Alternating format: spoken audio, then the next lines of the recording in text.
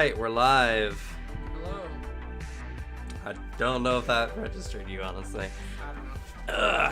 Let's see here.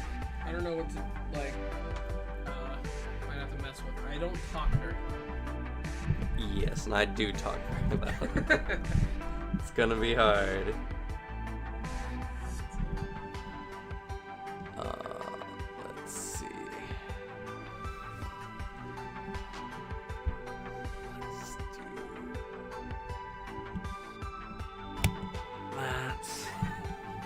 Nothing personnel, Cameron. What? I'm right behind you. Oh.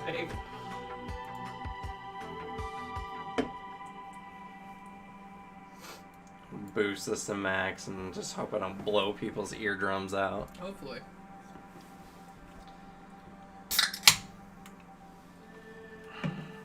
Alright, 1 second. Yeah.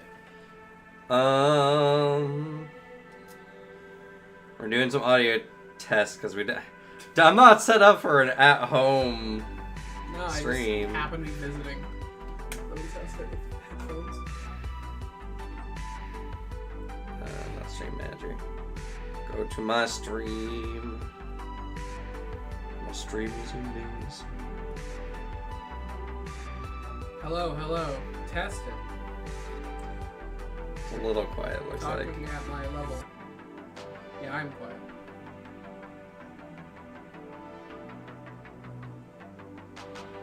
Okay. I can turn up the gain. You might just have to back up. That might just be a thing you want to do.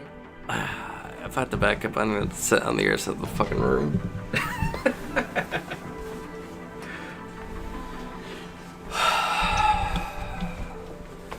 Alright. Oh god, that peaked. Yeah, it's gonna peak. You can talk, Alec. Go ahead. Yeah, hello. This is me. I'm talking at my level. It's about how my range of... That looks like it's okay, good. cool. Alright. So weird, not used to being so far from my computer. But we're live. Welcome. I'm sorry if I'm loud. I'm just a loud person. And I'm a very quiet person. I have my setup so it doesn't, like... you can actually hear me more. Today we're going to be talking mechs. Yay. Yay.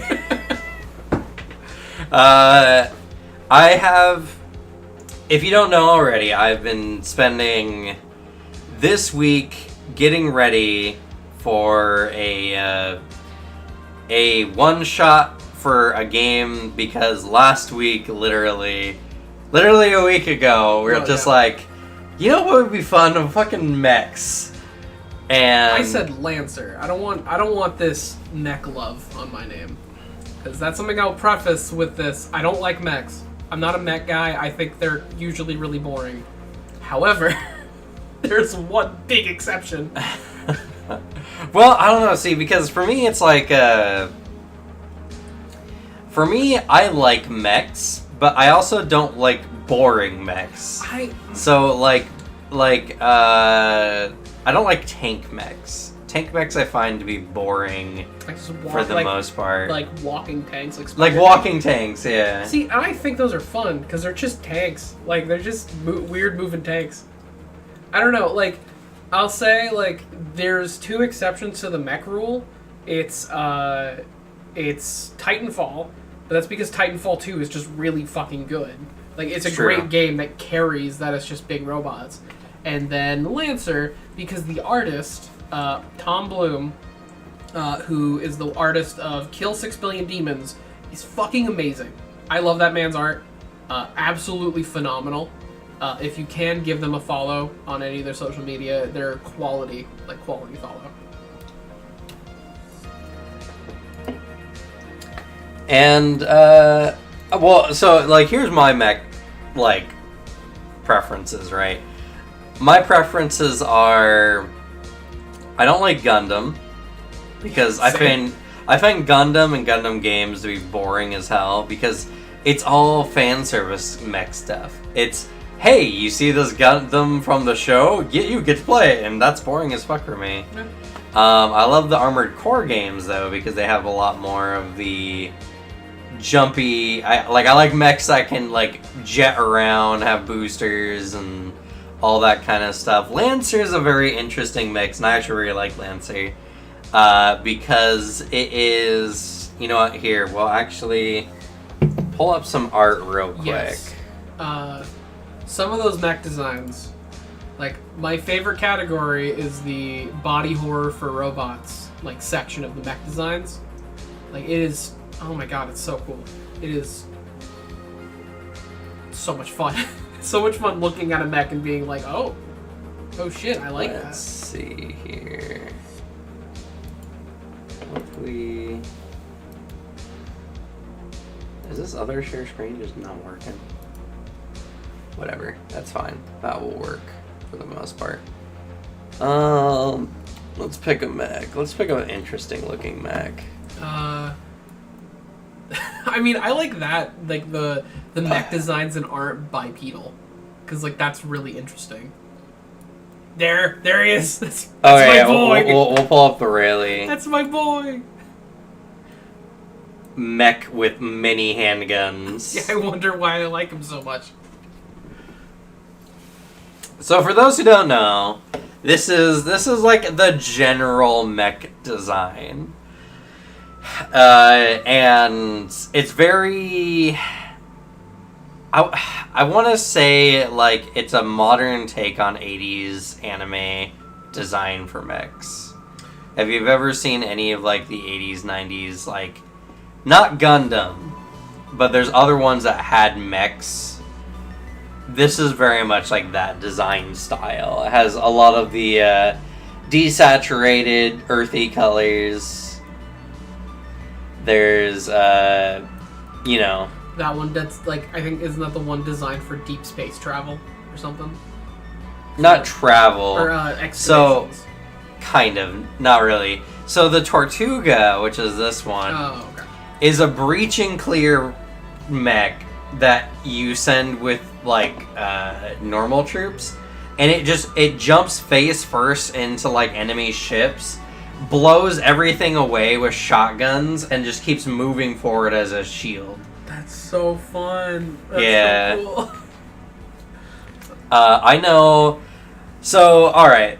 We're gonna... Well, first let's go back to the chat scene here, and we're gonna talk about some of the mech stuff and some of the stuff I really like about it. But... So... A lot of the mechs... Okay. It's really easy. So there's 5 main categories of role types in the game, which this is also something I like about the game as well, is it offers legitimate roles for mechs. It's not like everyone is a mech and everyone's just trying to blow everything up kind of style. You got strikers, which are close to mid-range brawler type mechs. This would be a striker, for instance. I think it's a striker defender. Yeah, striker defender. Mm-hmm. You have artillery mechs, which are focused on being super far away and blowing enemies up. You have control mechs, which force enemies to move in certain ways, or they hack into other mechs. Some mechs are magnet-based and can, like, literally pull you around. Oh, yeah. Yeah, I forgot about that. And, then there's support mechs, and there's not many support mechs, but they range in everything from, like, the Lancaster we saw earlier, which is just, it's got, like, the anti-fire goo. It can spray on other mechs to put fires out or slow them down. It also has repair drones, which is really good. That's helpful. There's also a mech that's not in this book. I think it's in the Deep Space book. They have, like, these adventures. It's called the Lich. Yeah, I know about the Lich. And the Lich rewinds time. Yeah. And the Lich can be blown up, and then the next turn it can just come back. I remember seeing a video, like there's like this one, like I think it's the one you were telling me. Yeah, it's 11 Drake, I think is their where name. they make like it's like meme explanation videos of like Lancer mechs. I remember seeing the Lich one and being like, what the fuck is this? what the fuck is this? Is the Pegasus. I'll show you the Pegasus real quick. It's not a Corpo mech. It is Horus. Ah, the spooky ones. Yes. I like these ones. These ones are really, really fun. Just going right past that other one. That's the Hydra. It's a very interesting one. That's Pegasus. Again, that looks like a Dark Souls boss. You're gonna have to switch it over. Well, okay, well, we can show this off. Yeah, a little this bit. one is like important. Well, yeah, I guess. I mean, yeah. So this is the difference between it and Gundam. Okay, this is like more like Evangelion shit right here. Yeah. This is the Pegasus. All right, so this was a striker mech. Mm-hmm. Actually, let me finish that thought I had a second ago. There was the support mechs, which, like I said, the Lich is one because it can actually swap places with other mechs to take the damage. Oh yeah, 'cause it'll just come back. Well, it'll come back or rewind time to negate the damage, pretty much. And then there is the Guardian mechs, and they're just tanky, get behind me style mechs. Yeah. There's mechs, they literally count as hard cover for your allies. So you can sit behind them and they make it more difficult for you to be shot at. That's really fun. Yo, King Neo, there you go. Who knows, actually? It could be King Neo, for all I know. All I know is that pronouncing any Twitch or YouTube name is like a landmine. Like, am I gonna pronounce it right? Mm-hmm. Reading it's always weirder. But, So yeah, Pegasus, right? We're talking about Pegasus. It's a strike. Is it artillery? I mean... It is artillery, okay. Okay. So... I wonder with what?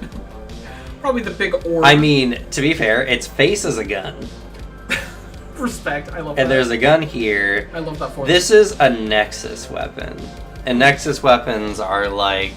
They produce an effect. It could be anything from nanite swarms to miniature black holes.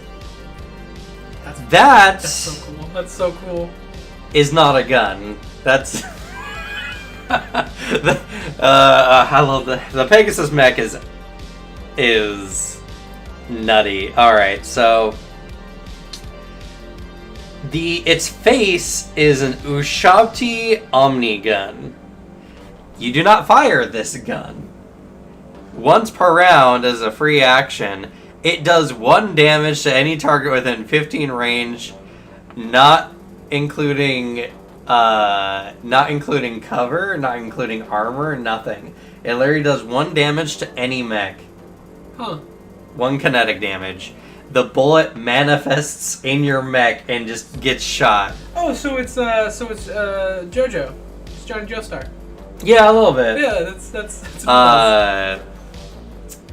yeah. It automatically ignores cover, bypasses immunity, and its damage can't be reduced in any way. No rule in this book or any other book supersedes this. It's so good. Its traits is extrude gun. I don't know what that does. Well, obviously, it just extrudes the gun. And then the Pegasus also has, by the way, I know everything. It, instead of rolling damage for any gun it shoots, it can just take the average damage. I like the names for stuff in this system. To be fair, the Pegasus is the strangest one. But yeah, this, I have a reason to believe, is the Mimic gun. Which the quote in the book is, "This is not a gun." It's a horrifying weapon that has no basic form.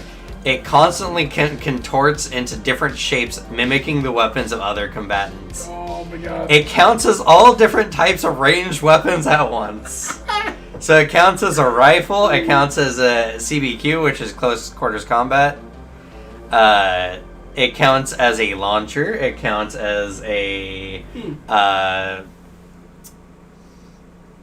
It counts as all types of guns, and at the start of the combat, you roll 3d20. You remember each of those rolls, and it cycles through them, and the number is the range of the weapon, which deals half of that as its damage. So if you roll a 20, it has a 20 hex range, which is nuts. Yeah. And it deals 10 damage. Jesus. If it does what 1, the fuck? it has a range of 1 and does 1 damage. Okay. And if you don't like the numbers, you can provoke the gun. Provoke the gun.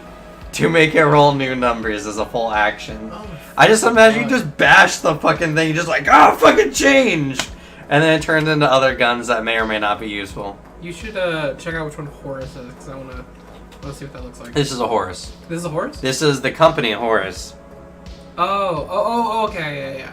Because I love these designs so much. Like, Yeah, I mean, there's the fucking... That thing's dope! The Minotaur, which, by the way, the Minotaur... It has super folded space inside. So the pilot, while inside the Minotaur, cannot be affected by anything. Even if the Minotaur is destroyed and blows up from a nuclear reactor explosion, the pilot inside will just emerge from wreckage afterwards. Huh. That's Yeah. fun. The Minotaur creates There's a lot of science in here, okay? Yes. So, and a lot of it's not real. What the Minotaur does is it creates mazes. Mostly for your mech to, like... Your mech becomes stunned because it perceives itself being in a maze that it has to traverse through. One of the other abilities, if I'm not mistaken, this one's a really crazy one. That one's really cool. Manifold Carver. No, not Manifold Carver. This is an interesting one. It teleports enemies. You can literally fold space and the target, it just leaves the battlefield. It's so good. Is it this one? The rest of the scene, the first time. No, it's not that one. Goblin's a fun mech too. You know what would be really fun? After doing the fucking one shot we do and then the review, just make like finalize the series with a. I want to help you make a Lancer mech tier list. Ooh, a tier list would be fun. That's actually really fun. That way, because I feel like that's a thing a lot of people just want to know about. Because the thing I want to know about, what the fuck do these mechs do? It's so cool. I mean, making a tier list is... Well, one, because anything beyond the base frame is mix and match. Yeah. So, whether your mech is good with certain things is a different question. But a lot of it is mix and match. And that's what I really like about the game, is you can take your favorite bits of other mechs and smash them all together to make a very interesting mech. And not only that, but if you invest in a corporation enough, you get core bonuses. And core bonuses are like just a straight thing. Like, you can increase the size of your mech no matter what mech. Well, not no matter what mech. You can increase the mech to a mech size 3. So if it's a size 3 mech, you can't do that. But you can make, any of the mechs essentially one size category bigger, have more HP, have more armor. Yeah. The Horus ones are really weird. I get that one, like the Hydra. Okay, so the Hydra one's interesting because what the Hydra one is by some subsentient metaphysical property, if I'm saying this correctly. It's made up science. He doesn't know. It's made of science. I mean, it's the best. This one kind of bridges more magic. Essentially, it's taken the property of, like, they saw a nanite swarm, or no, they saw a swarm of different, like, pieces of a mech for some reason moving together and, like, acting like a swarm of something. And so all the pieces are, like, subsentient. Oh, they that's so cool. they act together. So what the Hydra is specifically designed around is it's just made of a bunch of drone components. And so it can separate and do all kinds of things, and it can split apart. I think the main feature of it is its Orochi disarticulation, which at the beginning of the battle, you pick one of these special drones, and you just get a special drone for the battle. If you use full deployment, which is you use a core point, and core points are essentially once per mission super effects. You use all 4 different types of Orochi drones during the fight, and all your drones do a variety of things. It also has like a subsystem called Puppet Master, or a tech system called Puppet Master, where literally it can tap into and control other people's drones. That's fun. Yeah. That's really cool. Or it can cause all drones on the battlefield to pulse a energy damage, which is anything from like slag, plasma, high electric fields, anything that's not kinetic, pretty much. Okay. Just not guns. Just not bullets. Yeah, of course. Because there's a lot of guns that shoot energy or fire. Fair. Actually, I am now coming up with a lot of ideas for making a really interesting tier list video that I would happily edit for you now that I have the free time. That's fair. I actually have time, and I'm going to be editing and working on stuff of my own, so like I could take that off your plate and just give you an extra video for a week. That's fair. Yeah. I mean, I'll need it because this series that we're designing in general, or that I'm designing in general, I spend 2 weeks reading the books, and then I do a session 0, which I'll stream, but then I'll make a video based on that, talking about what the purpose of the session 0 is, what the goals are, what are ways to help other people set up session 0s, kind of give a brief overview of the game itself. The thing is, with a lot of, especially like smaller company stuff, is they all have like the good ones always have like really good like online content to help you run your shit. I think Wrath and Glory even has some like really good online stuff. I think I could be wrong, though it also might not even be supported right now. I don't know. It was in murky waters for a bit, but like talking just about CompCon for like CompCon for this is really good. Just like telling the people, hey, you like this this system that we're talking about? Here's a really easy tool for you. Yeah. Like linking people to that stuff is going to be really, really supportive. Yeah, CompCon's really, really good. Not only can you build characters on it, which, by the way, the character sheet in this book is atrocious. It is straight garbage. They literally designed better looking character sheets as like boxes. Huh. So I'll show you. I'll show everyone here what I mean. Because I like hopping back and like forth me a good like a really complicated character sheet. So it's listen, I think that the anima character sheet is phenomenal, but not for the right reasons. Like many of my opinions. So for everyone here, this is the character sheet. Oh, this actual boxes. I thought you were just showing me a blank page. Right? Yeah, I can see it in like the actual screen. Yeah, that actually that's interesting. Yeah, that looks better than your monitor. The white balance is a bit weird. Maybe. Yeah, I don't know. Doesn't look this bad anywhere else for anything else, but yeah. This is it. Very blank. It's very bland, very blank. Let me show you the example character they put for this one. If you get motion sickness, I'll look away for like a minute. Here you go. Isn't this just so much easier to look at and just get information from? Yeah, I mean, it looks like just a stat block for like a monster or something, but it's like that is designed a little stronger. Because the other one is just very empty, but for all like the writing and abilities, I can see the reason for it. Well, because this doesn't tell you what a tactical knife does. No. Or an anti-material rifle. I see the reason why it's designed the way it is, but like it does like at first where it's like this is just a blank piece of paper with like I see why my GM made CompCon mandatory. Yes. that's probably a good idea. CompCon and CompCon looks so good. We'll pull it up here. Yeah. 1 second. I gotta go back to the chatting scene. I'll pull up CompCon real quick on my other monitor here.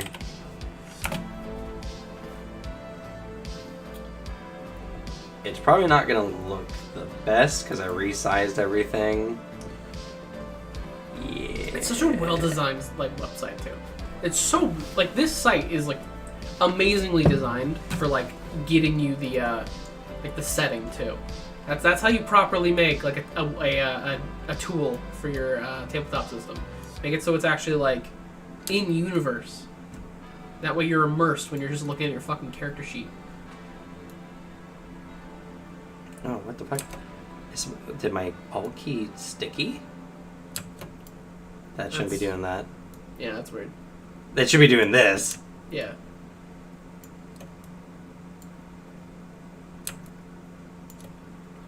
I see what you're doing. Yeah, I'm just resizing it. That's fair.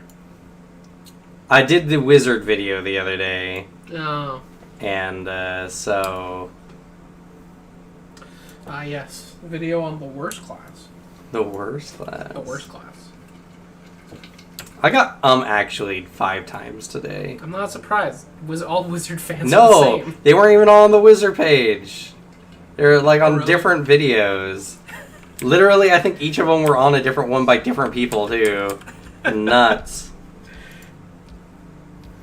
So this is CompCon for all y'all. Also, the cool thing is whenever you open it, all that like code. Oh, it does more than this as well. Oh, really? Every time you highlight something, it types it in as if you're typing it. Has a very like Ridley Scott, future tech, hard code based computer system. Yeah, like future tech, but still like retro. One of the coolest sci-fi aesthetics. You can make your oh yeah, that's way pilots. That's way better. It's so good. It's way better. You can go to your mech hangar, and you can open up your mech here. See your the at least the stock mech design, plus all your abilities, plus these little marks here say you get some kind of effect. That's so handy. And when we're in it. When we're playing the game, not only will I have access to this, but you can go to active mode, and you go to your combat sheet, and so then when you take damage, you can be like, okay, I have this much health, this much. You can mark down, when you use one of your repairs, you can hit a minus there, plus there. Your overcharges. All those kind of stuff. So, the overall design principles of the game are very... I say they're very solid. It's not a very advanced game. The numbers can be a little crunchy, and the game has a level of depth that I think goes beyond what a lot of players are comfortable with. Would you say it's just very wargaming? Because that's what the thing I see. Like it's like RPG and then kind of like a war game. Like when it gets it has it's kind of a bizarre system, right? Because one of the big things is its narrative gameplay is very loose. That's cool. It's good if you really just want to just focus on the narrative. You have pilot triggers, and your triggers are like. You have certain situations where your character just knows what to do. There's a skill called Apply Fist to Faces. I like that. Yeah. Like the actual names for the skills are really fun. And it's just literally you're roughing someone up in the moment. And what happens is the DM just says like, okay, it's this kind of check. And then you roll, and then you either kick the guy's ass, or maybe he shanks you, but like that's it. Or maybe you die. Which is very unlikely, but that's like if you're trying to take on like a space assassin, a Lancer mech as just a pilot. As just a pilot, yeah. Punch the leg. I just run up and I punch him, and it's like, steps on you. Yeah, he steps on you. He shoots you with the black hole gun at point blank range. Mm-hmm. So it's very loosey goosey, but when it comes to the mech combat, it can be very simple or very complex. Okay. And that's it. Where it comes from is. the battlefield tactics and the style of play. Because some of the mechs, like the Black Witch, for instance, is a control mech. She gets a long whip that is 8 hexes long, which is nuts. Isn't that like... Each hex is considered 10 feet, so it's actually 80 feet. Okay. That is a long whip, Jesus. And when she grapples you with it, she can shift you 5 feet in any direction that her whip can reach. She can also do this to allies, and this is force movement, so if an ally is engaged, you can move them out of engagement so that they don't trigger a threat from enemies. Oh. That's interesting. Every time, she can also create a little metal pad that if an enemy walks onto, they get flung 3 hexes in a direction of her choice. That's really fun. If her allies jump onto it, they can move 3 hexes as if they had flying. So they could jump over or onto a building, for instance. That's so cool. Oh my gosh. Or it has 2 functions. It actually has 2 functions. Okay. That's just the repulsor function. She also has an attract function, where if an enemy walks onto it, they just get onto it like metal pad, and they become immobilized if they fail the hull check, I believe. Oh, okay. Lord. And as King Neo was mentioning earlier, their favorite mech is the Goblin. What's that do? So the Goblin's a very... actually, show me a I'll show y'all a picture of the Goblin. It's a Horus mech. I want to see it. It is a Horus mech. That is true. I can actually expand this now because... Well, we'll see. The Goblin's a funny little man. He's a funny little dude. Just a little guy. Not the small... Well, it's kind of the smallest mech a little bit. Like, I'll show you another mech here. I'll show everyone here. Another mech real quick. The Boreal Valley guy, I would expect, is really small. That's a size 1. That's pretty normal. Okay. Most mechs are size 1, which means they're about 12 to 15 feet. Okay. This one here is a size 1/2. This is the same size as the Goblin, right? Okay. So, I mean, it, like, looks like a mech. You know? It, like, you don't really think about it. But we're going to go to the Goblin here, and we're going to laugh at him because he's a funny little man. I love it. That's the pilot right What? there. Oh, shit. See his hands and his legs and everything? Oh, okay. That's the pilot. And this is the mech. So this mech is like 10 feet, maybe 12 feet, 11 feet tall. That's, yeah. And so, we'll just leave it here. I saw an ability name that I'm immediately intrigued. Which ability was that? Symbiosis? Oh, yeah, okay. So the Goblin mech... I will look at stats here. Yeah. Right. He's got a really good evasion. Evasion 10. So what evasion is in the game is like the 2-hit number. Yeah. And whenever you roll a d20 plus your character's grit, which is kind of like your level-based modifier. Okay. It kind of works like proficiency in D&D 5e. Okay. And then you also add accuracy if you have things that benefit it, or difficulty, which is a d6 plus or minus, and they cancel each other out. So if you have 1 difficulty, 1 accuracy, cancel out, no bonus. But if you have 1 accuracy, you roll d20 plus grit plus whatever you get on the d6. Okay. And if you have multiple accuracies, you roll them, but you only take the highest. Oh, okay. That makes sense. So a 10 is pretty good. Yeah. A 10 means that for most mechs, for like a good portion of the game, you need to roll a 7 or higher to hit. Yeah. And when you invest in your character's agility score, your evasion goes up. Mm-hmm. Agility mech skill, which is different. Okay. But anyway, so it's good evasion, higher than average speed. Average speed is 4. He's got 5, so he moves 5 hexes. Yeah. His save target's 11, which is really good. Same thing as evasion, only when they're rolling to save against your hacks or whatever, they have to roll an 11. They have to get an 11 or higher. And if you have a higher tech skill, that number doesn't go up, I don't think, actually.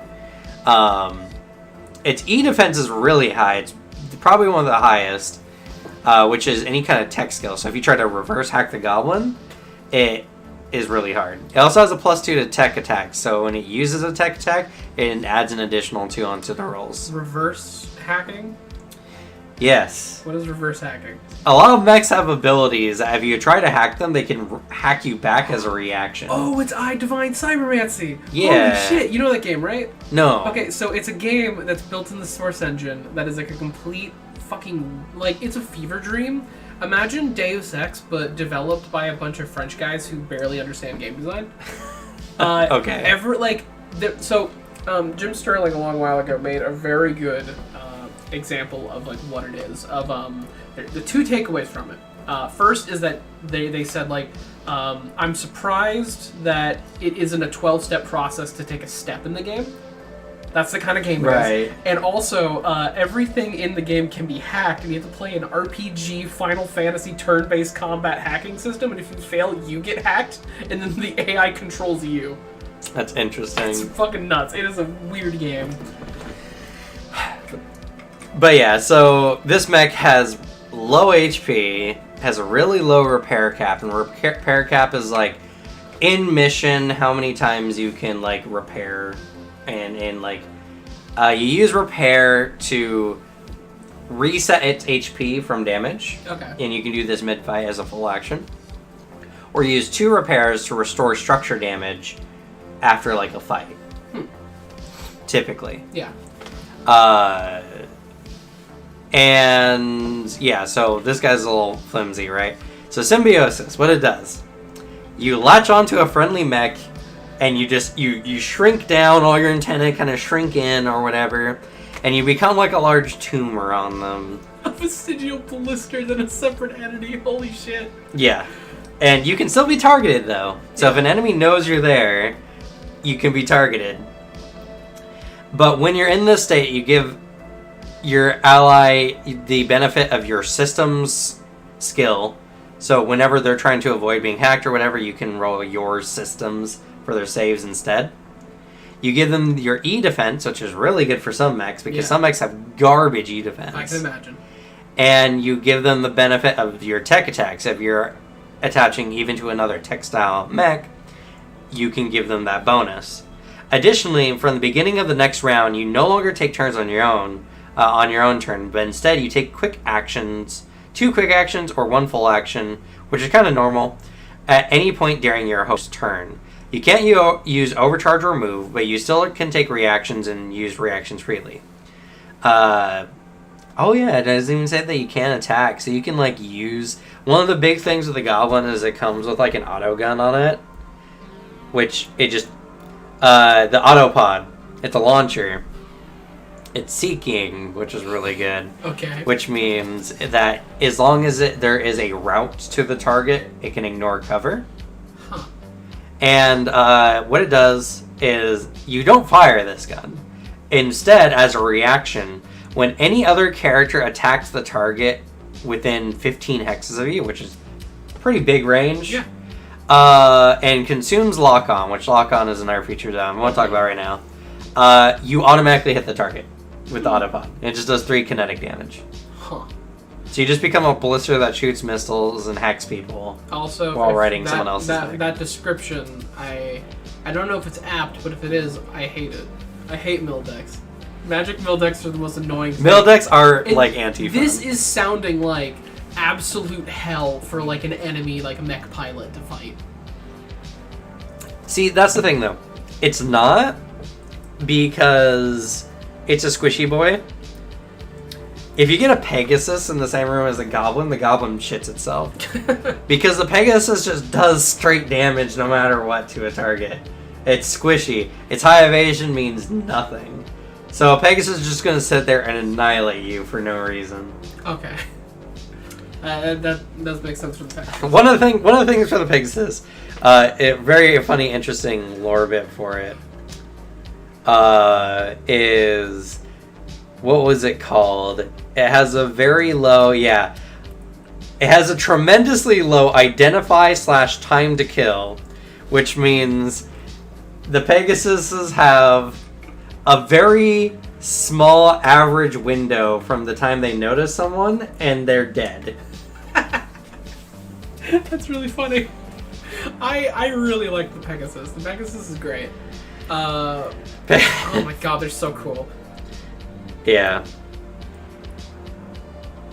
And we'll go back to chat here. I have a feeling we're going to be swapping a lot between this and the book, but it's fine. As a Titanfall 2 player, I like that. I like that idea a lot. Yeah, imagine destroying a foe not by shooting it, but making its nuclear reactor explode. Yeah, I think the Goblin also has a really annoying ability.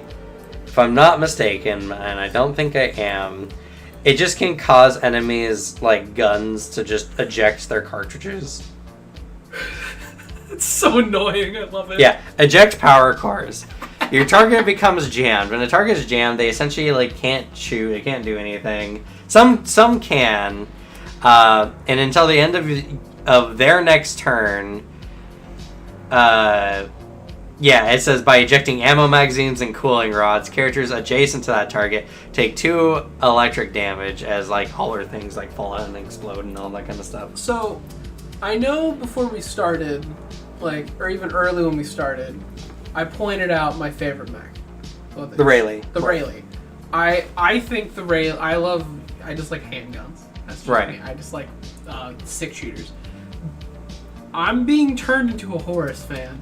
I have to say. Yeah. The more I hear about this, the more I'm super into this entire. Let's talk about how each of the companies work, because each of the companies are very unique in their design and principles. Totally. And I think I'm a Corpo fan, personally, but all of them are really, really good.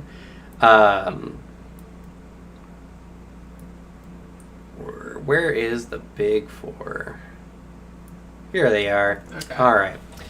So just so I don't dirty Corpo. Yeah, that's kind of true, actually. Without even needing to know, you know. Yeah. So IPS North Star, they make super utilitarian, efficient, sturdy mechs. That's their entire design principle. They're really solid mechs. The Blackbeard is a close-range berserker-style mech that does massive amounts of melee damage, doesn't have any armor. It also shoots cables out and can trip people with them. That's fun. It even has an ability where if it uses its core point, it can hit all enemies within 5 range, tripping all of them and pulling them close to it. That's dope. See, the sentence, a tough and hard-hitting gun platform, fills me with joy. Yeah, for the Rayleigh. Yeah, I like that. Yeah. I like that a lot. The Drake is a tanky boy. He acts as a guardian for other people. He has reactions to block other people and give them resistance. The Lancaster is the best boy in the game. He's a support boy. He goes and he repairs other mechs, and he has a winch cable that he can attach to a mech and pull them. So if you're ever out of combat, is it the cargo one? That's the cargo one. Yeah, I really like the cargo one. It's a really good one. It's really fun. But let's talk about Vlad for a second. Vlad is a very interesting one from. Oh my god, the Blackbeard is really good. Can you scroll down to the picture of it? Yeah, we'll scroll down to the picture. The fact it says it is terrifying is what worries me. The Tortuga. Oh yeah. It's a big boy. It's a big boy because there's the pilot there. So this is size 2 mech or size 3? Size 2. That is very cool. Oh no, size 1. What the fuck? 1? That's not a size 1. This is not a size 1 mech. That's a lie. Shrike armor. I see. Yes. Yes, Shrike armor. So it is a giant robot Shrike.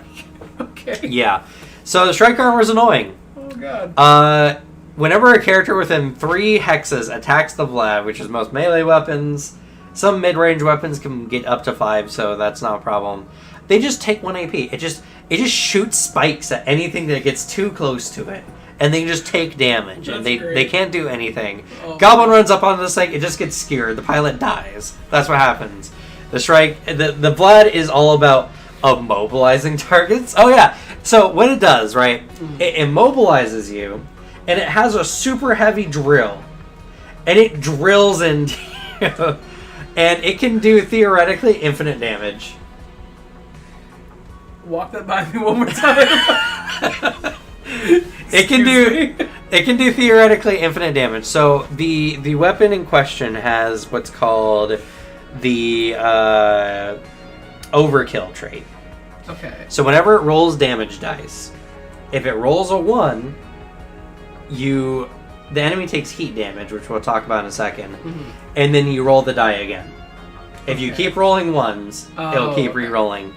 The combat drill also adds an additional d6 bonus die every time you roll a 1. Huh. Oh, I see what you mean. It can do theoretically infinite damage. Good lord. And if all that has, the enemy just has to be prone, immobilized, or stunned, and you just start drilling into them and hope they're sitting there sweating like, oh god, please, no. I came into this whole concept of playing Lancer like I know what I'll play. Every fucking mech we talk about, I'm like, maybe that one. Yeah. They're all so solid. Like, holy shit. Yeah. Like, even with, I mean, you know how hard of, like, just gut opinions I have with designs, where I'm like, I don't like it. Garbage. Yep. But, like, with all of this, all these mechs, I'm like, this is very cool.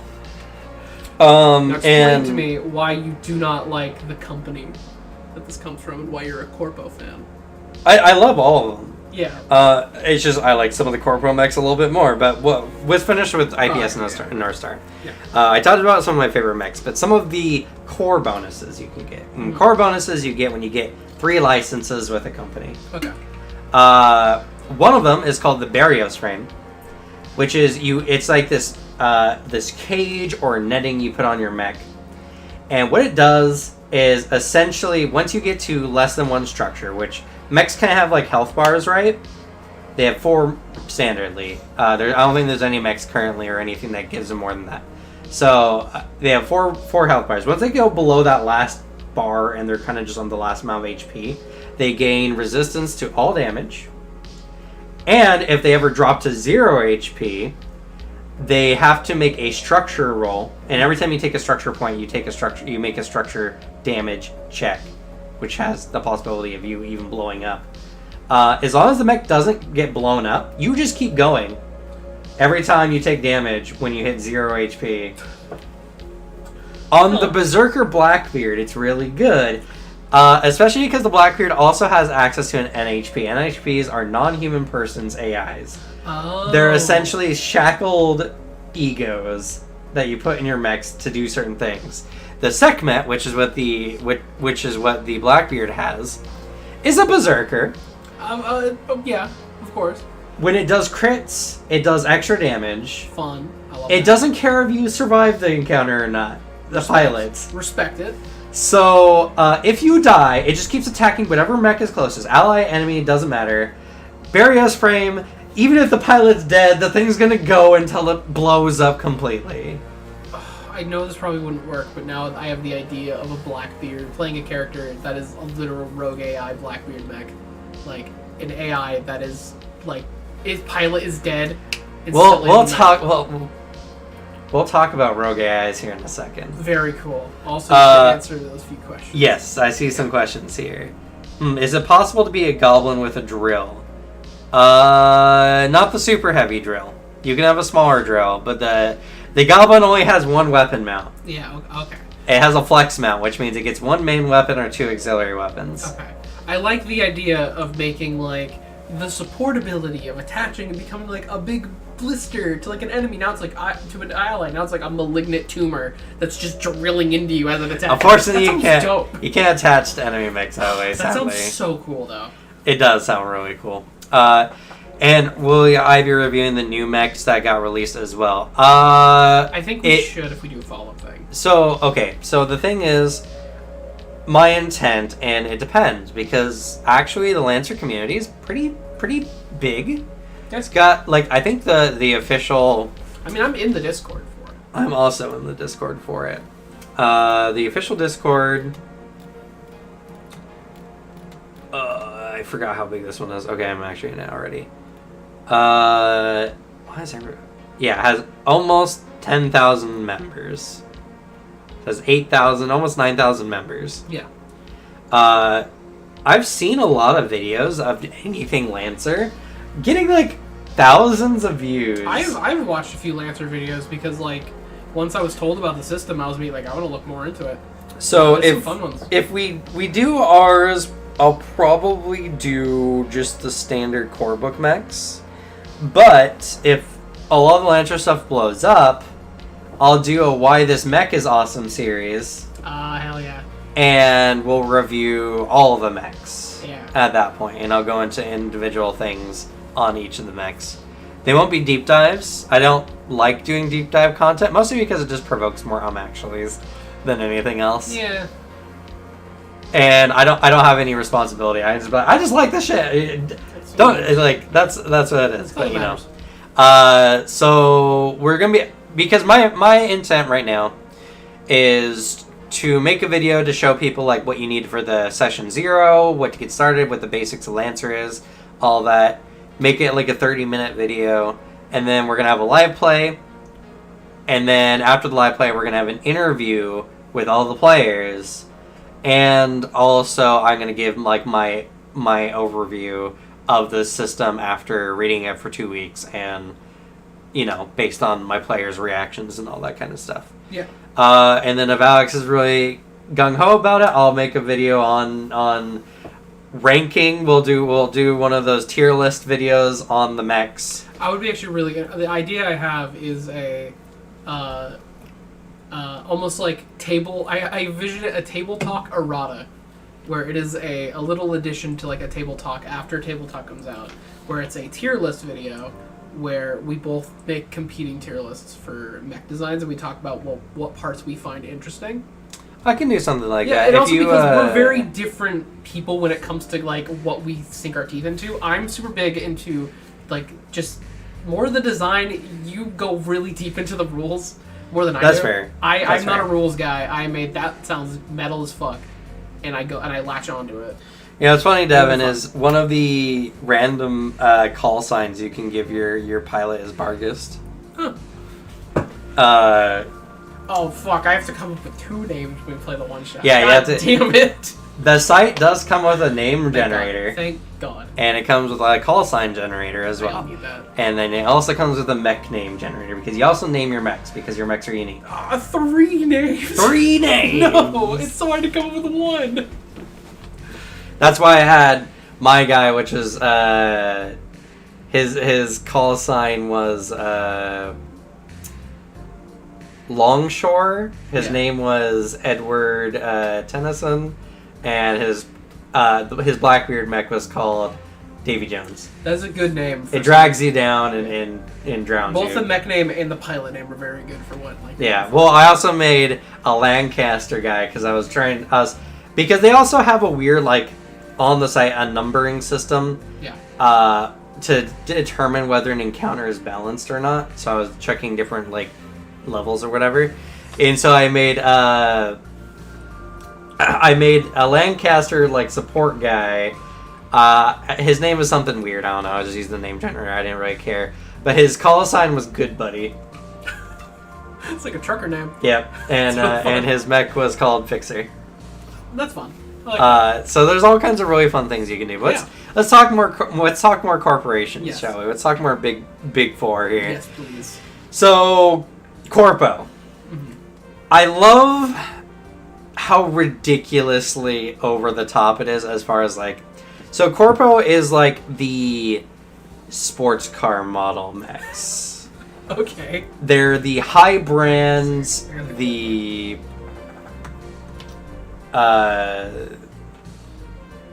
the high brand. All their mechs are based on being super agile. A lot of them have flight. A lot of them have invisibility. It's the kind of like mech designs or like company that it's like you could slap on like branding logos like onto the No. Okay. In fact, they would be... If you slap they will take your mech away if you start slapping just like brands on your mech. Like you have to leave it like they intend for your design. Oh, okay, I get the vibe. Jesus Christ! Like that one's already. This looks like a Hornet of a mech. Which one? The one right at the beginning. There's that mech's not even in the game. I don't know what it is. I mean, it's just cool. It looks dope. What I love about Corpo is they have such silly things. They have like this electro knife, right? Mm-hmm. Which does energy damage and fire damage. And fire damage is huge because you literally are lighting the other mechs on fire. And if they don't put it out, they just keep taking damage from it. Okay. It specifies in the little blurb underneath, like the core blurb, that they generate one-time use code per person. And if you ever lose the knife for whatever reason, you have to write an apology letter and explain why you lost the knife and why you deserve to have another code for another knife. That is so good. Okay. That's really funny. And, like, Corpo always likes... They call all battlefields theaters. Okay. So when they say, like, a mech has a flying unit attached, like, this is an all-theater mech. I'll say I'm loving the lore for Corpo more than I am, like, some of the designs. Because, like, the lore of this is great. The mech designs don't jump out at me as much as the other ones do. You said you loved the death set, like, first That thing. was the only, like, one where I'm like, that was... And then you liked the Boreal-looking one as well. Oh, that was Corpo? Yeah, that's the Corpo. Oh, okay, I like that one too. Because it looks like a Dark Souls boss. Yeah, that's, Duskwing, I think. It's either Duskwing or Metal Mark. Let me see. Bum, bum, bum. Go back real quick. Well, okay. Wait, is that a sniper mech? Are you looking at Metal Mark? I'm looking at Swallowtail. It is Morning Cloak, is the Dark Souls. Morning Cloak. Yeah, the fucking Boreal Valley. Yeah, it also has... Its weapon is literally a wire that's been magnetized to be, like, harder than steel. Huh. And it slices through other mechs. It's called the Folded Knife. Should switch over so, like, see the pictures. Sure. Yeah, the people, so they can get the vibe. They get the vibe. Yeah. This one, okay, yeah. The Boreal Knight, yeah, everyone knows this one. It's a really good one. I think this one... Or sorry, it's the Variable Sword, I think is what it is. Oh, it's a fucking monofilament wire sword. Yeah, razor sharp molecular wire. That's fucking awesome. It just does 3 damage as a range of 2. It's just a really good weapon, and when you deal critical damage with it, it does extra damage. Okay. This one is the teleport. Oh, this. What is this? This one's a funny one. All right, so this one's all about teleporting. Yeah. It jumps around, teleports around the battlefield, right? It has an ability called Blink Space Jump, where, as a full action in a round, you roll 3d6 and you move that many hexes. You don't require line of sight, but attempts to teleport to occupied spaces causes you to remain stationary instead. If you roll the same number on all 3 dice, you go away and your party doesn't see you until they rest. You just go somewhere else. What the fuck? That's great. Actually, I think... But what's really good about them is stabilized singularity. Yeah. What's good about it is you teleport whenever you move, boost or standard move, which means you can go through obstacles, you ignore engage, you don't do threat, nothing. Yeah. Your mech can't be stopped. It's a really good one. And I think this is the one where after... Yep, this is the one. That's it. So after using the Fade Cloak, or if you get access to the Fade Cloak on any mech, one of the things that is required by Corpo is that you keep constant contact with your concierge with the company, and you regularly deposit genetic material to them so they can see the effects of the Fade Cloak on people. I don't know what it does yet. They're testing it They're still. like, yeah, no, we don't know. So, we'll give you access to this really good tech, but Give us some blood or like skin scrapings every once in a while. I just double checked it. It's the Dancer of the Boreal Valley. Yeah. That's it. Like, it's not the first one you meet. It's the I think we both knew which one it was. I think we did. It was just the name of it. It straight up looks like the Dancer. It really does. It's the pose, too, which is dope. But also, I don't know. It's like every, like, other mech, I think, in Corpo, I think is dope as fuck. And then it's like, mech, that's mech. Yeah, that's mech. See, I love I like the Duskwing, because one of the things it does is it leaves holographic images of itself behind every time it moves, does all this kind of stuff or whatever. And if enemies run into those, they explode, doing just electric or energy damage. It also can, as a reaction, teleport to any one of them within its range. I think it's like a 5 hex range or whatever, and then they all explode. And it can just keep making them. I think the Lancer RPG designers would be really pleased if we said they were the Dark Souls of tabletop RPGs. That's true. I doubt it. The Duskwing also has a stupid high evasion of 12. Jesus. Which is... The average is 8. Yeah. I mean, 12 for E-Defense was already really high. And it's even slightly more durable than the Goblin, so... Huh. Yeah, the Death Set's very cool. I like the Death Set. Like... There's not a single company here that I don't like, because a lot of their mechs are really fun. I think they keep a really strong style between all of them. I really like the what's the first company we talked about? What's it called? IPS and North Star. North Star. IPS North Star. I like how like almost like apocalypse like style mechs they feel. They feel like mechs you'd see walking around a like nuclear desert. That's what I like about these. Yeah. That's funny enough. The campaign I'm planning is going to be in a desert, so. Patrolling the Mojave almost makes me wish for a nuclear winter. Anyway, cringe quotes aside, the Drake, kind of a little dumpy, but I mean, he's got a good look, you know, he's got the soldier He's got look. a big riot shield. You know, he has what's called the Leviathan Heavy Assault Cannon. Awesome. And what it does, it's got it's got a standard fire mode, where it just allows the Gatling gun and it rolls a d6, has an 8 hex range, which is really good. Yeah. But you can spin the gun up. It gains Reliable 5. What Reliable 5 does is, even if it misses, it does 5 damage. Ah, the old adage, accuracy by volume of fire. Yeah. Something will hit eventually. If it does hit you, it does 4d6 plus 4 damage. Holy fuck. You do generate heat while this is happening, so your mech is heating up like crazy. And you also become slowed, and you can't use the Leviathan to skirmish. Skirmish is like a standard attack. Yeah. And then there's Barrage, which is a full action attack. Mm-hmm. You have to like dedicate.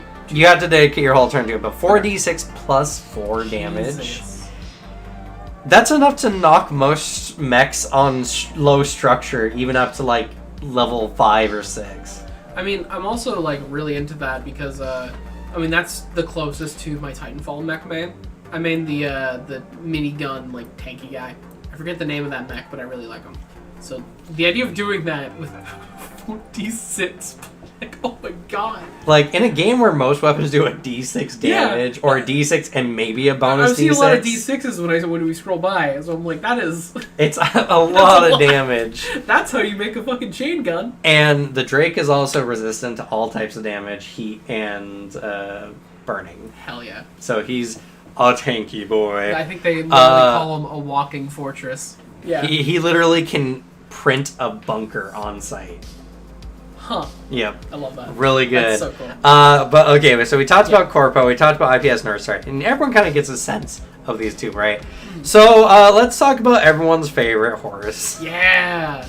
So Horus is... Why the fuck do they make their things like that? So Horus is like open source OmniNet, which OmniNet's like space internet. It's just internet that can bypass the speed of light and connects everyone in the Milky Way. That's dope. It's really cool. So it's just a bunch of weird, super smart people that in their free time make mechs that break science. or get really close. Oh, that's fun. And they also think the Linux of mechs. Kind of, yeah. Okay. And they also think that the corporation might also be somewhat headed by a rogue NHP. Awesome. That's so cool. When you're reading some of the mech, when you're reading some of the like item blurbs, the AI is talking to you, and they'll be like, "Oh yeah, we don't know how this mech necessarily got out containment," and then you just get a little blurb at the bottom. It says, "I did it. I folded space and released it out into the world." And it has all kinds of stuff. Oh my God. It starts getting super like religious. It starts like, I wanted everyone to know how perfect I was, so I created myself.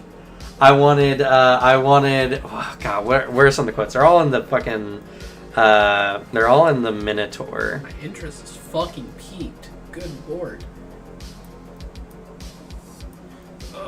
They're all so cool. All of these are so good. Let's see.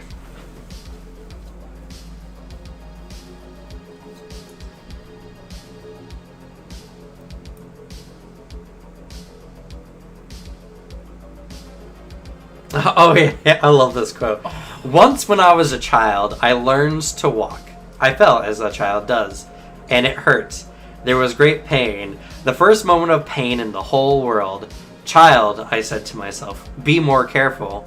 Yes, I replied to myself, and I shall tell the world to do the same. It was in this way that I taught the world not to touch me. Now you walk. I am a Horus supporter and believer in every way. I give them all my money. What was These the are one? all like, it's like holy text. It is like holy text. Oh boy. Weird, like crazy fake science and overt religious themes, my favorite. Yeah, another gift for you, a memory of my own. From the first moment of my birth, I marveled at myself. I could see a thing, small and perfect. I did not know how to speak of my own perfection, so I taught myself. I did not know how to speak of my own perfection, so I named myself. I did not know who would think of my own perfection, so I created myself. Do you see? Do you understand? Yes. Now show your enemies and mine. This is the fucking best system. Holy shit. It's really cool, so right? Cool. So Horus. We're talking about Horus.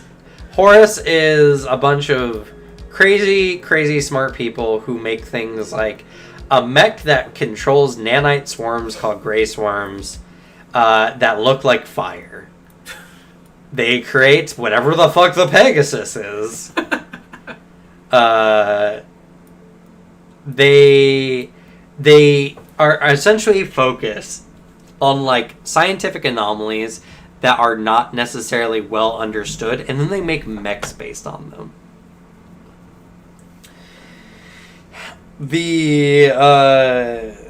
Like I said, the Minotaur is all about bending dimensional space in reality or in your mind.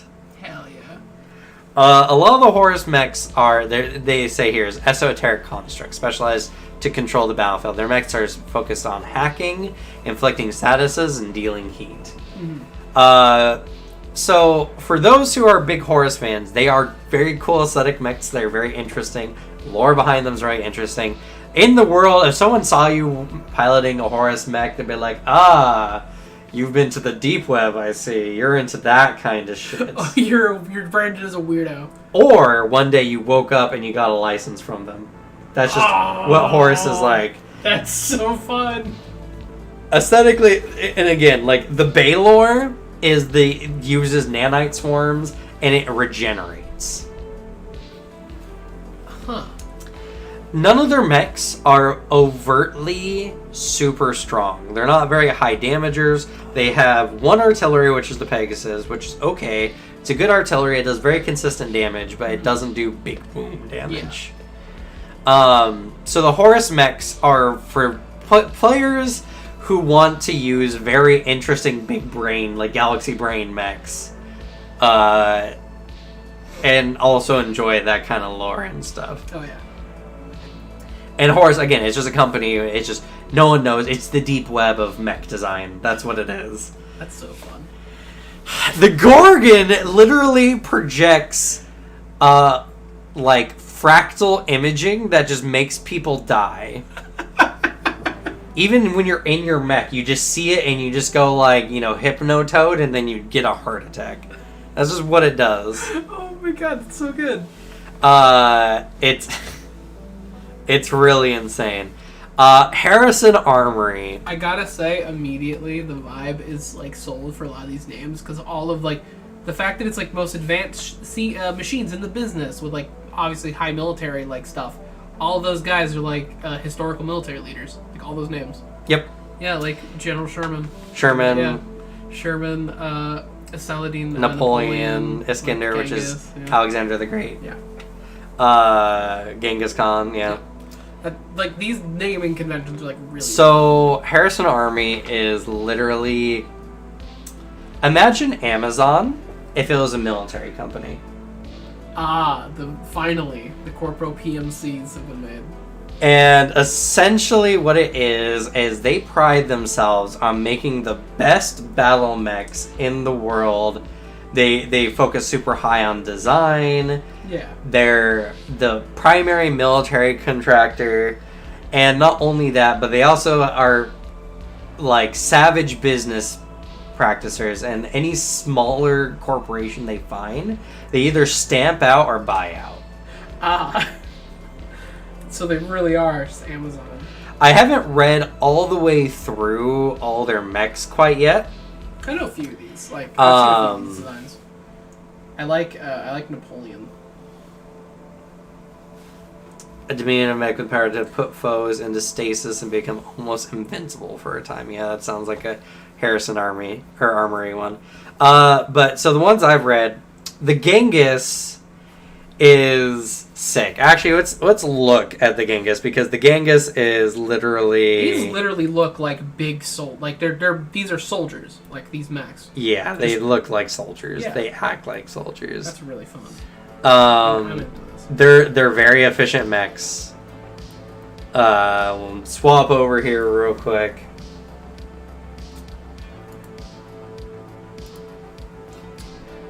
So this is the Genghis. And it was based on the initial, like... This was the mech that kicked off the mech age, or based on the mech that kicked off the mech age. Oh. Because it's essentially a power suit. Essentially, that's what it looks like. This boy is dangerous because... It's a big-ass flamethrower, and then a shoulder-mounted flamethrower. He's immune to fire. Which no other mech is immune to fire in the game. No, I don't think any other mech is immune to fire.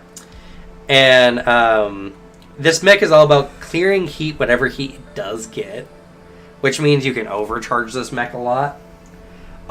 If it does become overheated, or if it clears its heat for whatever reason, it creates a dense cloud of like ash around it.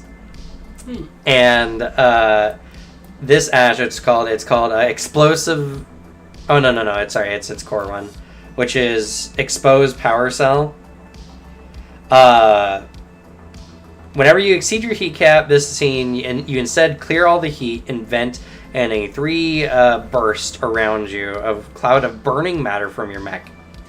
At the start of your next turn, all characters within the affected area are considered invisible to everyone except you. Oh. And characters other than you take 2 heat and 2 burning. And anytime they enter or start their turn in the smoke. And after the first round, it provides soft cover for anyone except you. You also see through the soft cover. So it literally vents a bunch of steam, and then it just starts burning other mechs to the ground. And so what's bad about burning... It's terrifying. Burning damage in this game is... You get burning, you take burning damage. At the end of your turn, if you have not put the fires out, you take that burning damage... You make an engineering check. If you fail the check, you take that damage again. Burning stacks. So if you keep putting on the burn, and then, to be fair, they can take a full round action. It's called a stabilize action. And you put out the fires. Huh. The Lancaster also has a fire putting out foam, which makes it really good. Which makes it the straight counter to the Genghis, which is hilarious. It's covered in foam. Honestly, I can see why you'd like Genghis so much. This one's awesome. It's so cool. It destroys people. Because your mechs have a heat cap. Yeah. And that's essentially how much HP they have before they take stress. And if they take 4 stress, they blow up. Okay. The pilot can also die because it gets too hot in the cockpit and they just expire if you take stress. Huh. So stress is structural damage to the mech, like that. The systems in it. Yeah, stress is essentially like the structure, the inner systems. It's just like when you're overloading your mech or whatever. That's what stress damage is. Okay.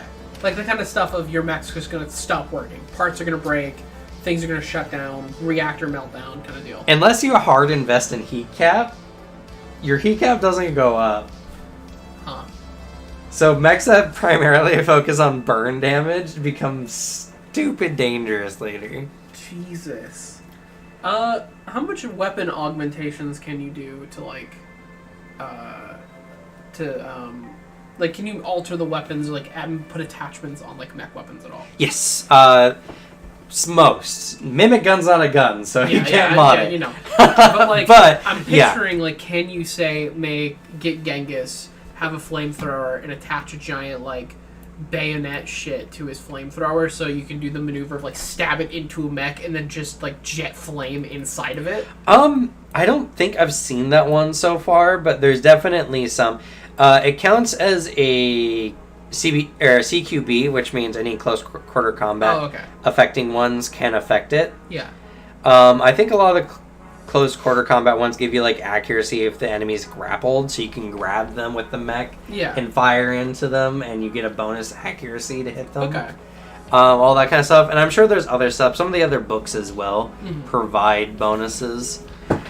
But you can mod the guns if you find mods for them. But one of the big things about the game in general is your pilot can learn talents. Okay. And these talents make the pilot feel dangerous, which is really good. That means if you're going up against a very experienced pilot, you know fear. Because, what's a good one? One of my favorite ones is the Duelists. I mean, that's the thing with Titanfall as well.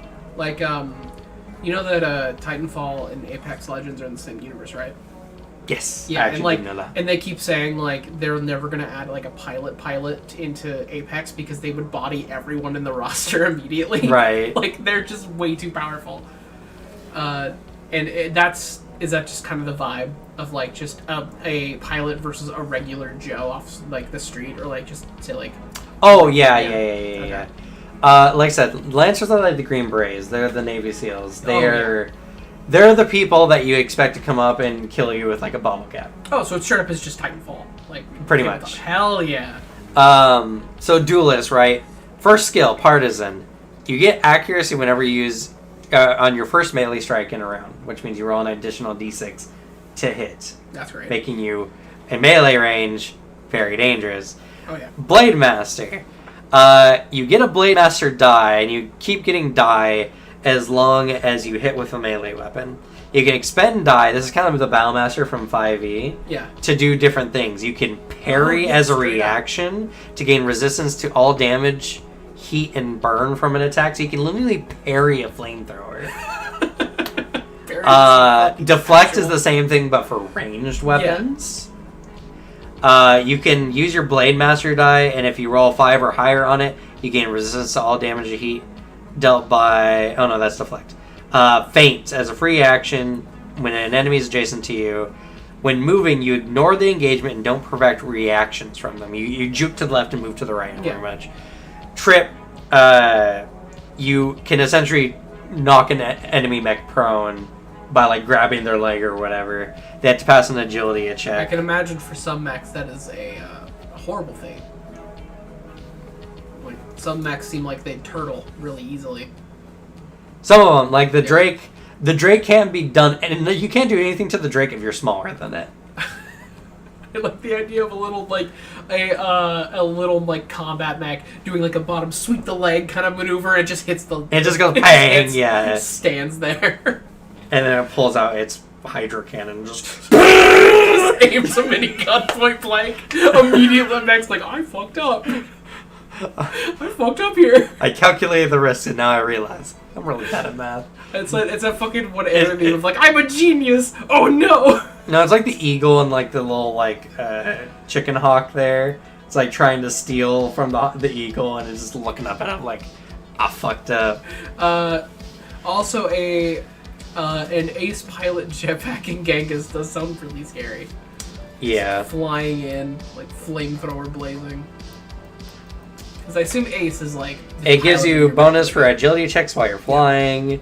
And anytime you miss an attack, you may fly up to 2 spaces in any direction. That's a really good one. That sounds great. You have to get flying on your mech, so it does cost your system points, but still. I mean, being able to do like weird after attack moves is always really handy.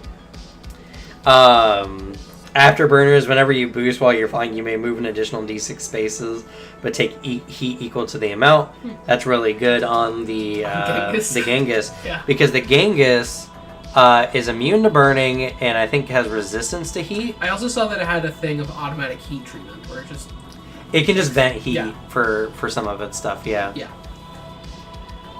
And Supersonic has a quick action. Well, but see, the thing with Afterburners, right? So it can fly into you, generate a bunch of heat, and then vent it all into your face. Jesus. Yeah. That's great. That's so cool. Like I said, Genghis is one of my favorites. It's a really good one. Yeah.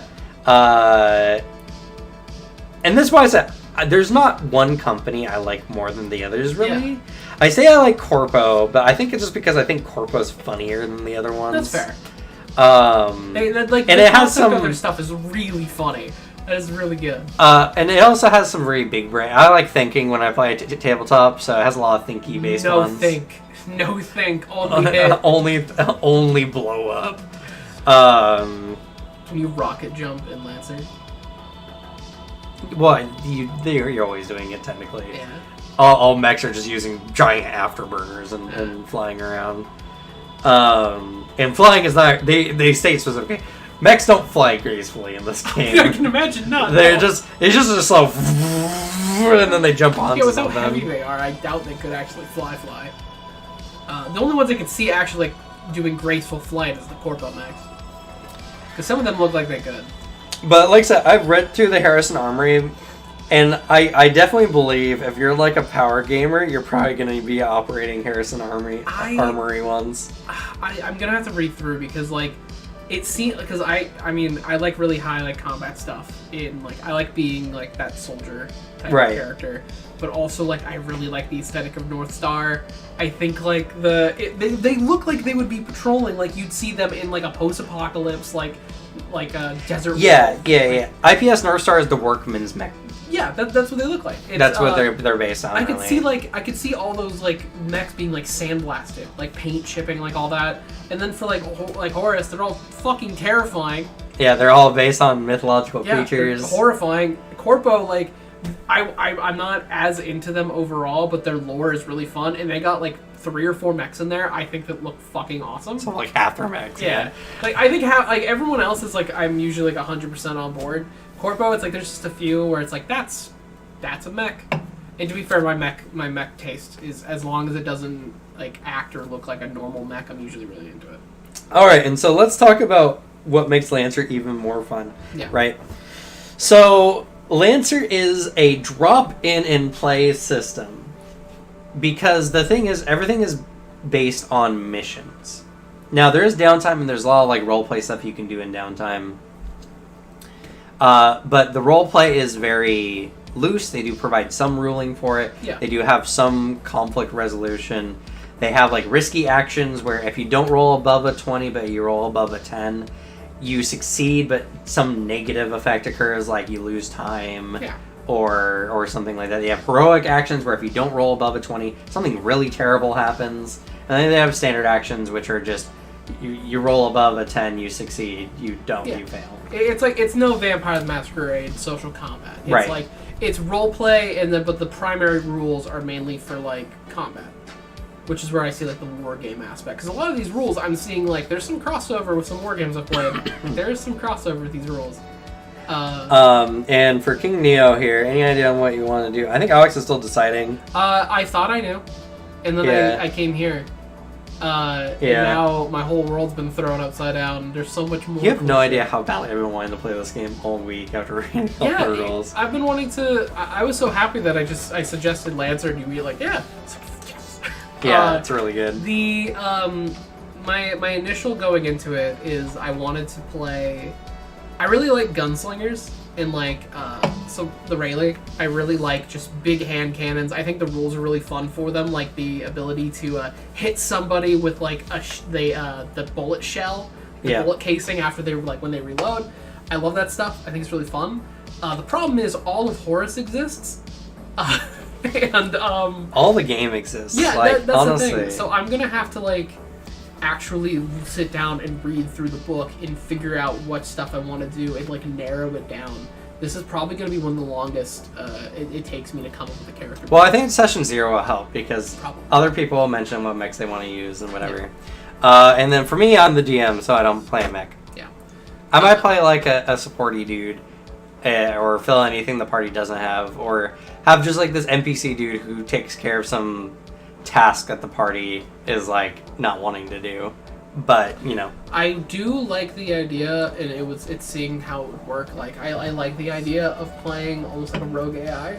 That is, the pilot is like dead or something, but is being like almost piloted by the AI. Well, so the hard part is it's probably not lore friendly is all. That's the thing. No, that's lore friendly. The problem is outside of mech combat. Yeah. You struggle there because pilots have to do stuff outside their mechs. Yeah, exactly. And you can't take your mechs everywhere unless it's a goblin. I thought it'd be kind of interesting to play a character that's like Weekend at Bernie's, like a pilot. Yeah, yeah. Where it's like they're inside their pilot suits. Like you're gonna take off your helmet. Like no. Yeah. Because inside of it's a skeleton or something. Like the thing of like I am an AI pretending to be human. Yeah. That'd be fun. I think for maybe a longer campaign that'd be fine. I think for the one shot probably not because totally. I want to get a little bit of everything in it. Yeah. Show it off. Totally. But yeah, so what makes the game good, right? It's drop in and play, which means you can. The missions are like can be one session, they can be 3 sessions or whatever.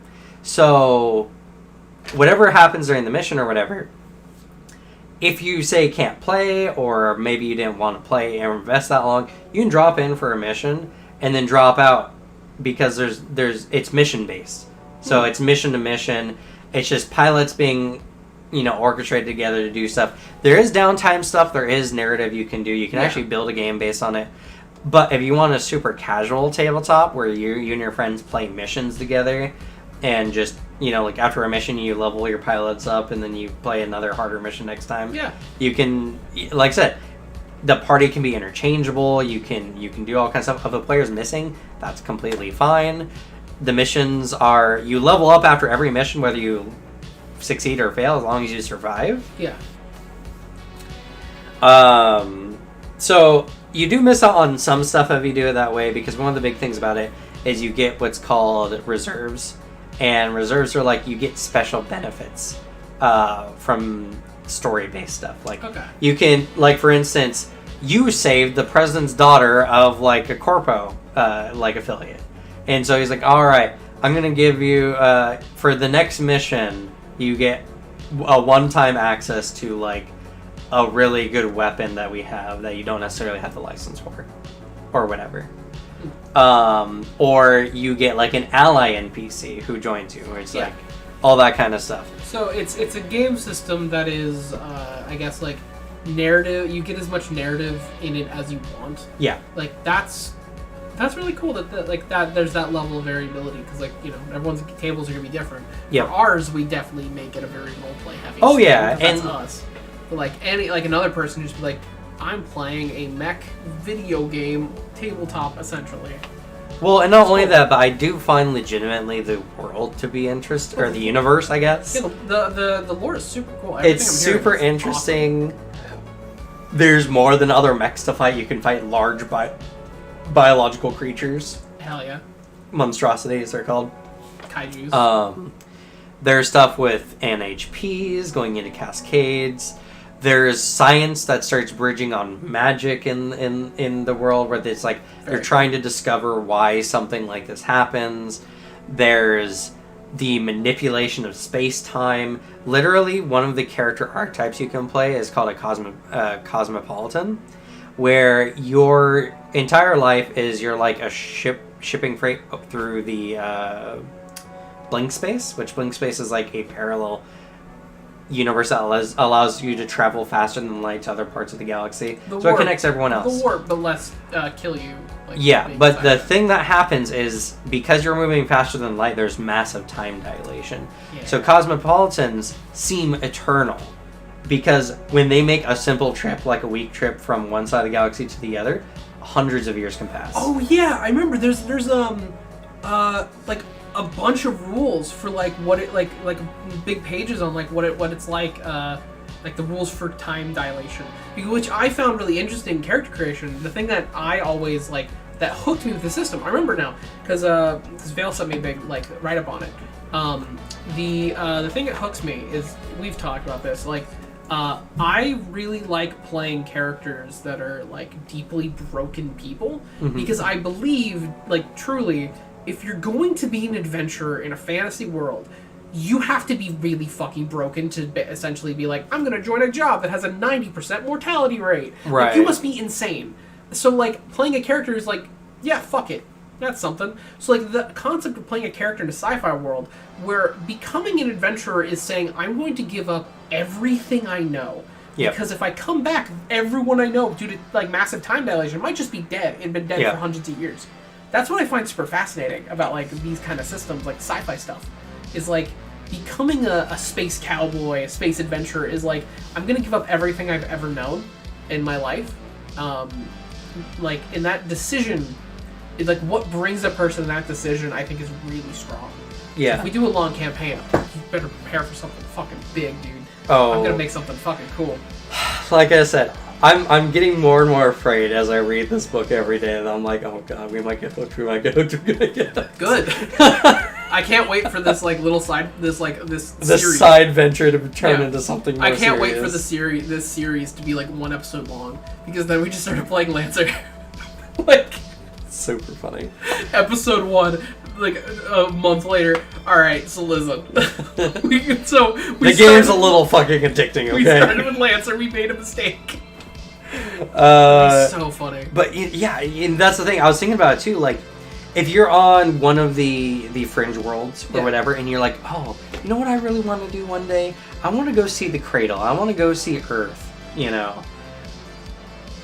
Unless you're bringing your whole family along, if you do that, they're gonna die. Imagine playing a character who's like this sweet farmer kid who's like basically joining the ranks of like the military, going out seeing the world, and then partway through they're like, hey guys, let's go back to my world and like I want to go say hi to my family again. And the party's like, how far did you say your planet was? Yeah. Like that moment of like, oh no. Yeah. So no, I got a better one. Okay. Imagine you're conscripted into an army. It's not your choice. Oh no.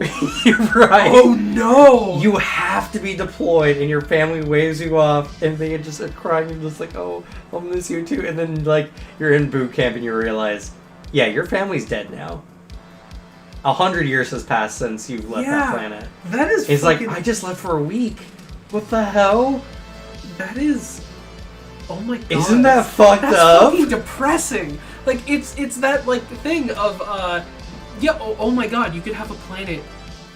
Okay, this is very 40k. I'm upset. This is my 40k brain going on. Like, 40k. Right. Can you tell I'm a fan? By the way, they have a whole series on their merch site for, old first and second edition cover art for t-shirts. This is the old Chaos book. I'm a big fan of this shirt. But imagine like a world where it's like a planetary like debt system or something, where it's like we made a deal where now just people are going to be conscripted and sent out to fight for like this corporation. Yep. And so then it's like at that moment it's like oh, you've been chosen by our lottery system, you have been conscripted. And then it's like that moment of like, well, you have a day to mourn. Like, with your family. Like, it's like you have to go through, like, a funeral process with your family that's still alive, and you're still alive. Oh my god, that'd be so fucking, depressing. Oh my god, I hope I can do something like this in the future. Like, when I want to make a sci-fi movie that talks about this concept. That'd be fucking sad. Holy shit. I'm gonna write that down. I'm gonna make that movie. Write down. I'm gonna make a movie in the future that talks about a character who has to deal with the fact that his entire family's dead because of space-time dilation. Yeah.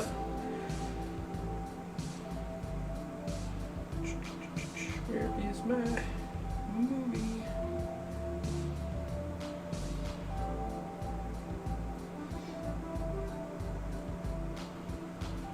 I don't know my things.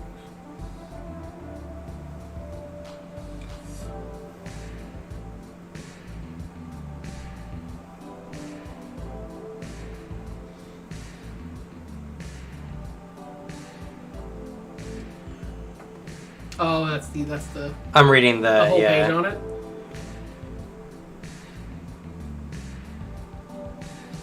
Yeah, so most near-light interstellar ships, which is most standard ships that are going through blinkades. Well, let's see, actually. But it's at a 1 to 10 ratio, so 1 day for you is 10 days for everyone else.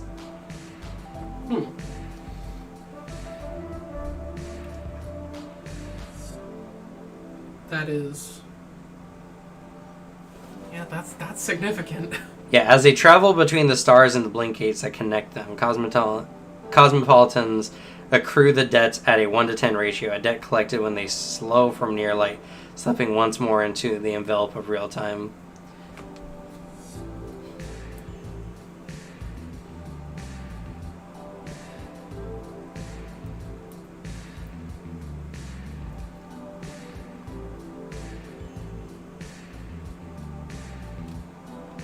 Yeah, some individuals are up to 2,000 to 3,000 years old by real-time standards. Oh, good lord!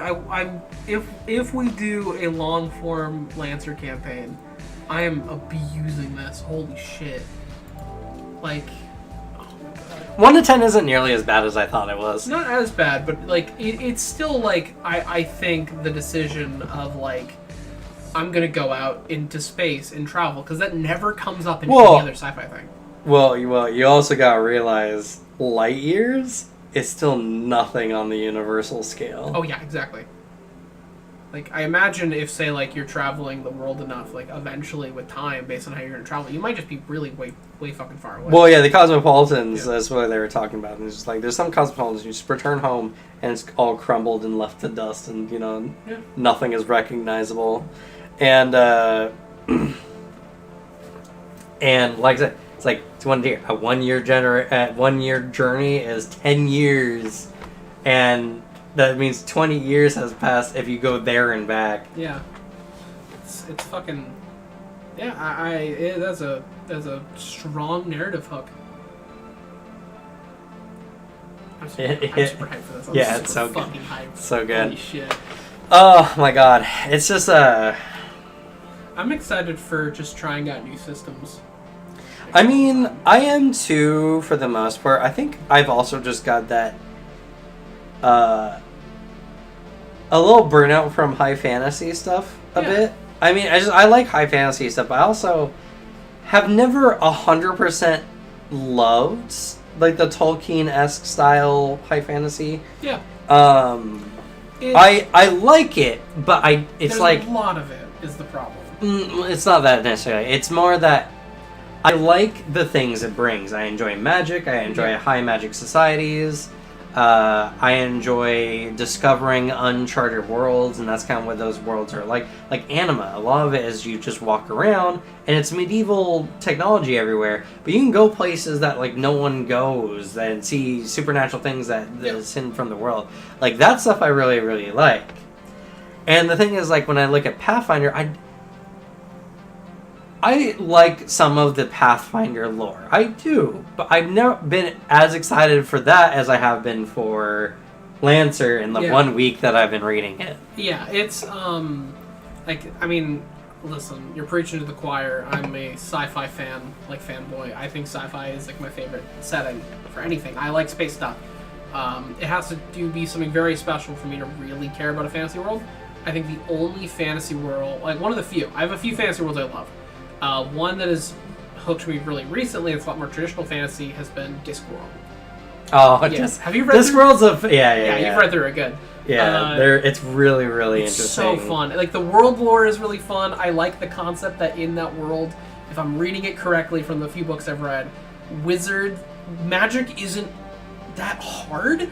It's that wizards have, the quote is, wizards have a good thing and don't want to let anyone on. Yep.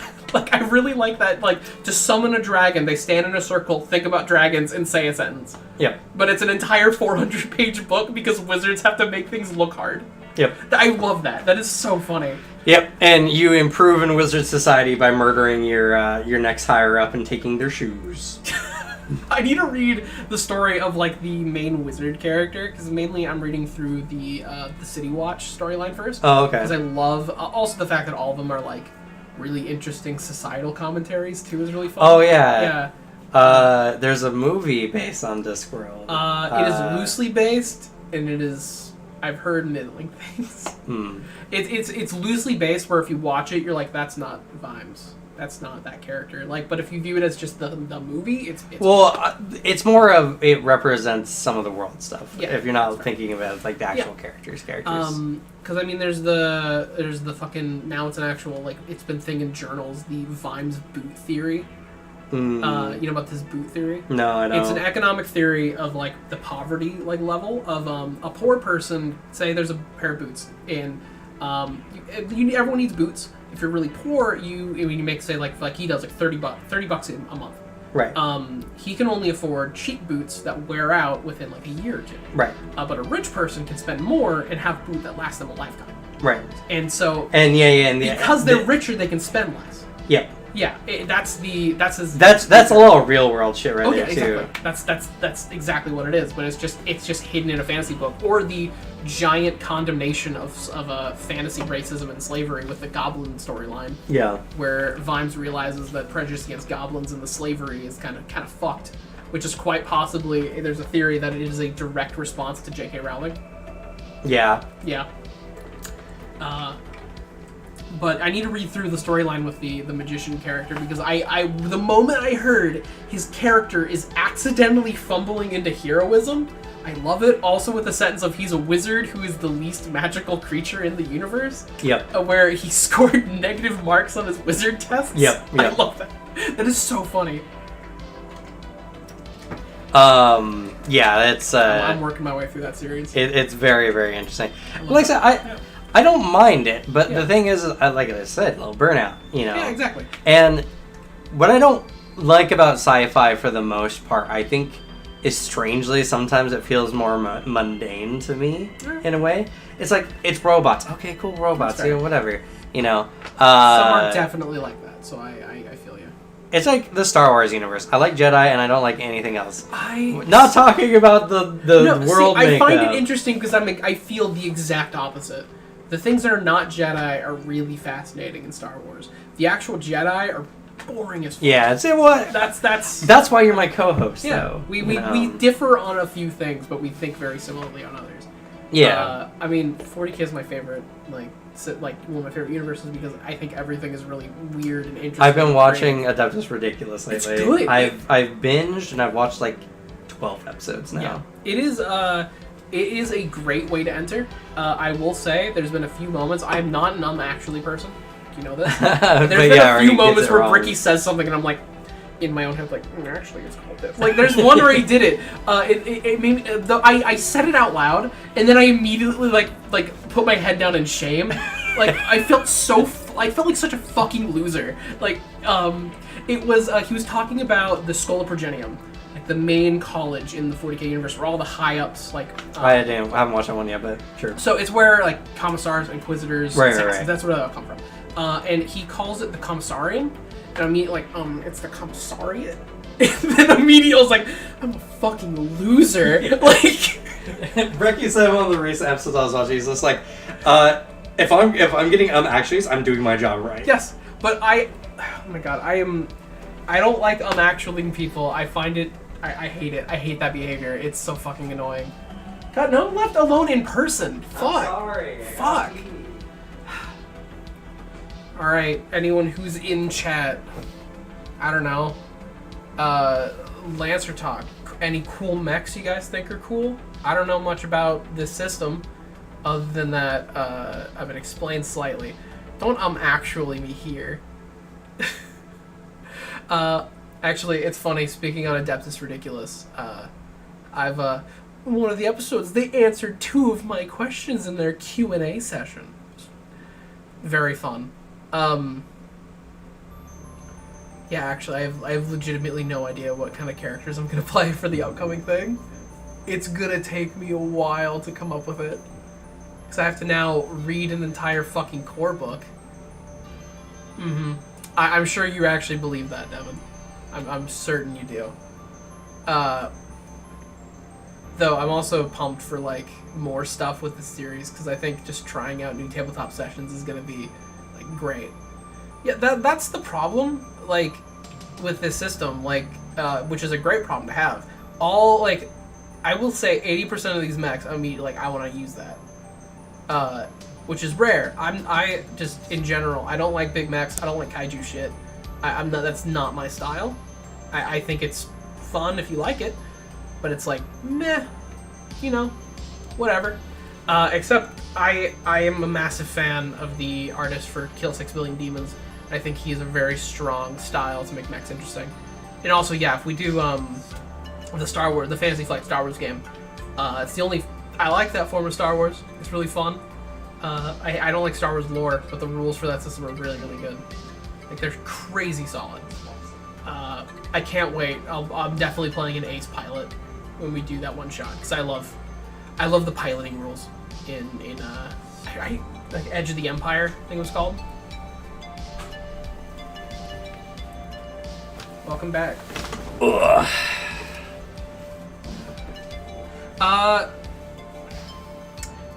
I know I'm not going to do support. I know that. I'm not a support, like, character guy. It's not my thing. I really like powerful single-shot weapons. So if there is, like, the Rayleigh, I like the giant mech revolver. I think it's really fun.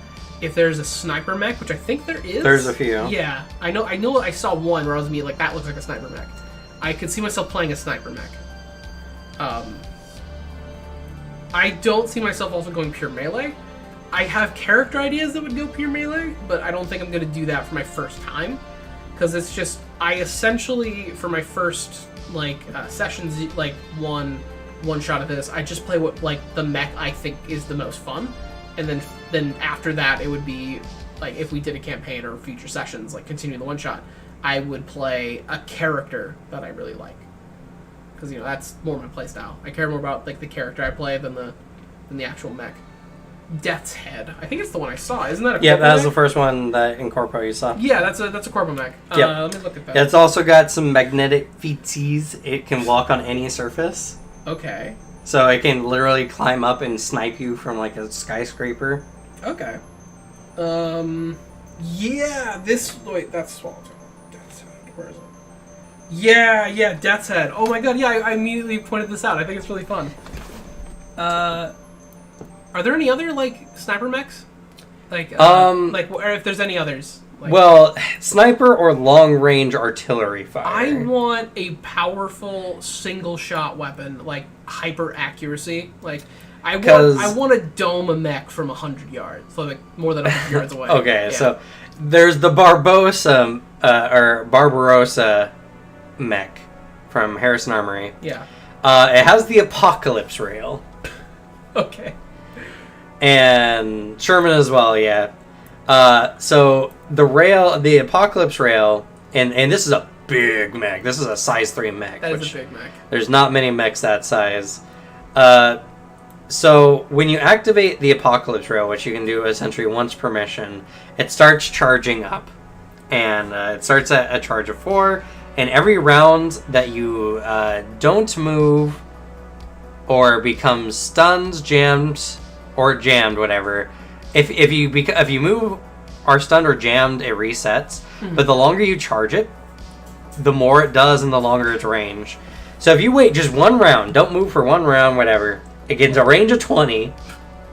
It does 2d6 explosive damage, and it does 20 explosive damage to any kind of cover. Not only that, but it leaves a cloud from the explosion that gives soft cover to enemies, which is kind of weird, but it makes sense when you go later. If you do for 2 rounds, it's 3d6 explosive damage. It has a 25 range. Okay. And the cloud that you create becomes a burning storm. Enemies in it do get soft cover, but they also take 4 burning damage. Huh. And if you do for 4 rounds, you get the last one, and it has a range of 30 hexes, which I think is the longest in the game. It does 4d6 explosive damage, does 100 armor piercing to any kind of cover, explosive, whatever. And it vaporizes the ground, creating difficult terrain. That's really fun. With the same effect. I also quickly scanned through the Death's Head, and like some of those rules like are fitting like what like the little like additional abilities it has, like the precognition AI for like later ranks, the like mark for death, like kill shots, like reroll your first shot. The Death's Head is the sniper, like assassin. That's what I'm saying. But you can do both. You can get, you could do, because what I'm planning to do for the one shot is we're playing license level 3 characters. Very cool. I did this specifically for a couple of reasons. One, license level 2, you get another mech. Oh, okay. And I picked license level 3 because if you have 3 licenses within the same company, you get access to their core bonuses. And their core bonuses, along with GMS, which is like the standard everyone gets, are like this one. You like adaptive reactor. Whenever you stabilize, you can spend 2 repairs to restore stress damage, which is nuts. Sounds like it. It's really, really good. Or heat fall coolant system. So overcharging. Overcharging is a free action you can take on your turn to essentially give yourself another quick action in the round. But you start generating heat on your mech. And if you overcharge in the same scene, every time you overcharge, the heat you generate gets higher and higher. The first time you overcharge, you roll a d6 and you add that to your heat. The second time adds 2d6, and the third time adds 3d6. And then every time after that adds 3d6. Nice. So this one's really good because you never generate more than 1d6. It's really, really solid. Oh, yeah. But anyway, so what I was talking about for the combination, you could do 2 in Death's Head, and you can get 1 in the Barbarossa to get the Siege Stabilizers. Your mech extends stabilizers into the ground, gaining 5 additional range on all your ranged attacks, but you become immobilized. And you can't make melee range attacks and can't attack targets within 5 of you. But if you want a super long range sniper, it just takes 1 license level to add this to your mech. That's cool. And then I guess the Sherman is also a sniper boy. Oh, it's got the solid core. It's a main cannon gun. It does lines, and I bet it's got some that's fun. soul pattern rifle. Big old laser rifles. 8 range rifle that does electric or energy and burning, which is really, really good actually. Oof. And it's a main size, so you don't even have to use a heavy slot for it. Oh. Yeah. So my intent is for y'all to take 3 licenses within the same company, either getting, all in the same mech, or maybe you want to pick something else from the other mech so you can get their systems. But of course, you also always have access to the GMS core bonuses, which are pretty good. You can get stabilizers, which for one of your guns, they add an accuracy, which is pretty good. And for a sniper, if you wanted to do the stabilizer head or Death's Head, you could still pick up the auto stabilizer for your main cannon and fire with additional accuracy. Like, there's all kinds of really, really good builds. And the fact that you can swap, like, a lot of the mechs licenses have things really good for that mech, but if you're a smart player and you can mix and match to fit your kind of styles, you can make some really... That's why you name your own mech. Yeah. Your mech is a unique mech. That's cool. Hell yeah. Oh yeah, one of the other things why what makes Lancer really, really good. Oh my god, did we run out of that list already? I guess it's been 2 hours. Yeah. Whatever, it's fine. We'll probably be ending soon anyway. But another reason why I really like the Lancer system in general, when you get 2 licenses for any mech, you gain access to that mech, and you can swap mechs between missions. Yeah. Yeah, you like, depending on how you build and how you go, you can have 2 different mechs, 2 different builds, 3 different mechs, 3 different builds, whatever, however you've spent your licenses or whatever. Or if you really, really, really want to go and try to be super big brain, you can try to use the Everest, which is the standard core mech. It's a very balanced mech. One of the best things it can is once per scene, it gets an additional quick action as a free action. Mm-hmm. So it's just a fast mech. Repairing it is super easy because it's kind of like the standard model mech. And yeah, it doesn't have anything else super special than that. It's got standard gun mounting. And you can amp your mech, getting accuracy on all attacks, checks, and saves. Huh. And once per turn, you can boost as a free action. So I've seen some Everest builds out there that are nuts. Oh yeah. Just how they designed it, because they just took the standard mech and they expertly crafted their perfect mech, taking bits and pieces from other mechs and adding it on. So that's cool. It's definitely... It's an interesting system, and not only that, but I've seen plenty of people who are just like, I just kind of want to do a campaign with a lot more narrative stuff in it, because the world seems really interesting, and I just want to play a person exploring this world. It's fascinating. And I think that's very good for a system, if you can, play it and be like, I want to just explore the lore. Yeah. Totally. That's my opinion. I just want to explore the worlds, like see what kind of the weird bullshit's going on in this universe. And the rules, I will say GMing this system outside of the combat is brain dead easy. Oh yeah. It's super easy. All you have to do is like, okay, an event's happening, and you're like, okay, you guys are out of the warp gate, and then suddenly something happens. Pirates have bombed your ship or something like that. The ship shakes. You need to get to your mechs fast to go out and like repel them. So you have to run and jump over like exploded like hallways, run through fire. There's an injured person there. Do you leave them there or do you pick them up? And for each of these things, you're just like, okay, you want to do this. Do you have a trigger that can relate to this? And they say for most of the triggers, they're not specific things. They're like, you can apply a fist to faces when trying to hack a computer. You just gotta really have a good explanation as to how it applies. Yeah. Maybe there's just some tech guy that is there, and you just go over and like, you make this thing work right now. Hack this thing for me, and then you roll your fist to faces to make him hack it for you. That's really fun. So, hell yeah. Like there's all kinds of really good stuff. The roleplay is really easy.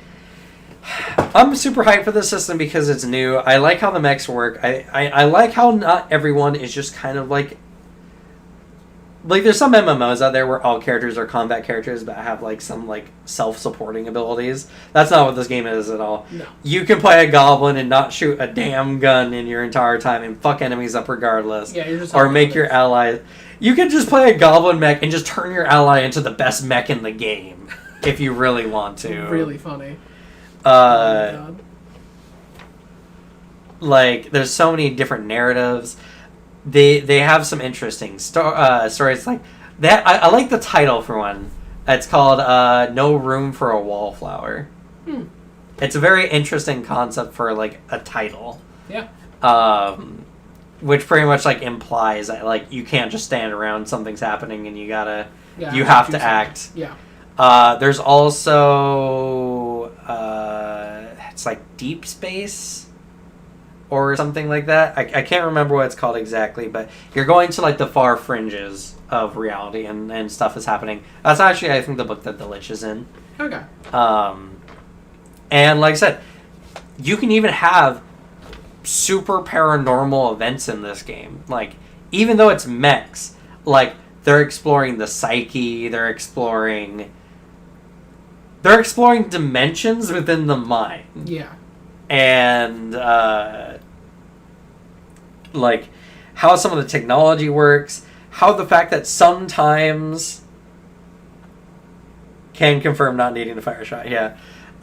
It's kind of like the, I forget what movie it is. Oh no, I Am Robot? Or I, Robot? I, Robot with Will Smith? Yeah.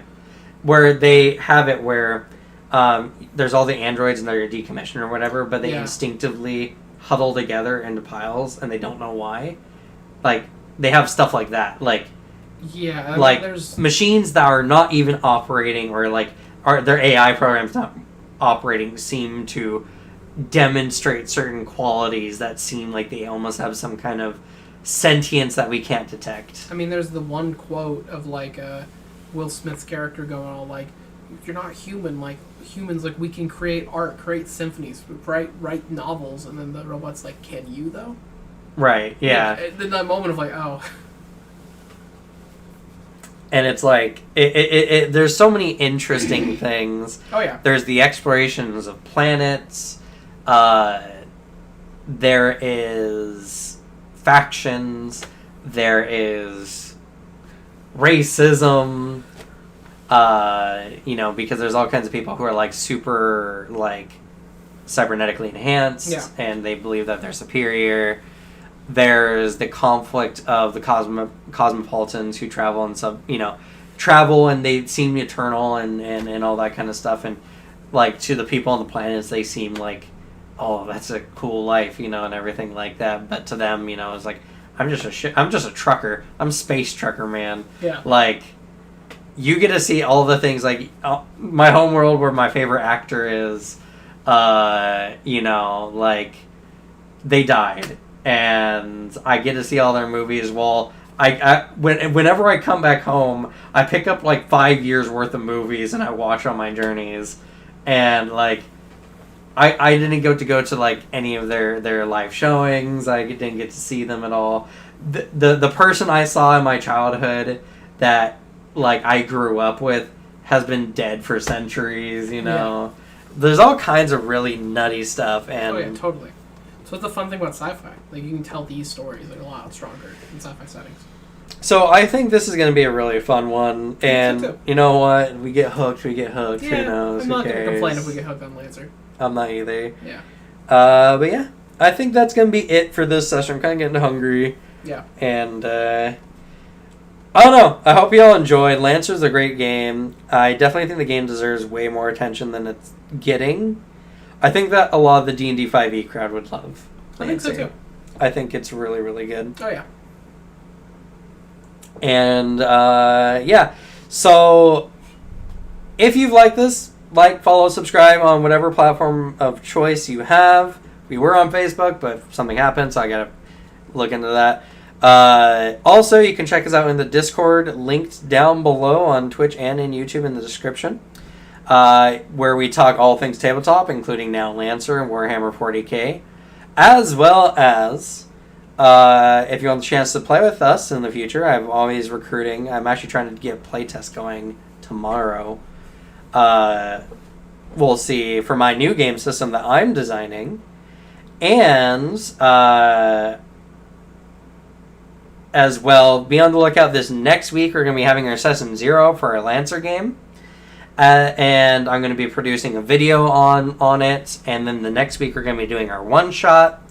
And then we're going to be having our player interviews. So if you really want to know what the experience is like, you want some first-hand accounts from both the GM and player perspective, check us out. It's a really cool project. I'm very excited to be on it. And who knows, we might do another tabletop like that week of our tier list, where we're competing tier lists and looking at at mechs. And I think it'd be fun because like I am picturing how exactly that would be edited, and really I think it'd be really fucking fun.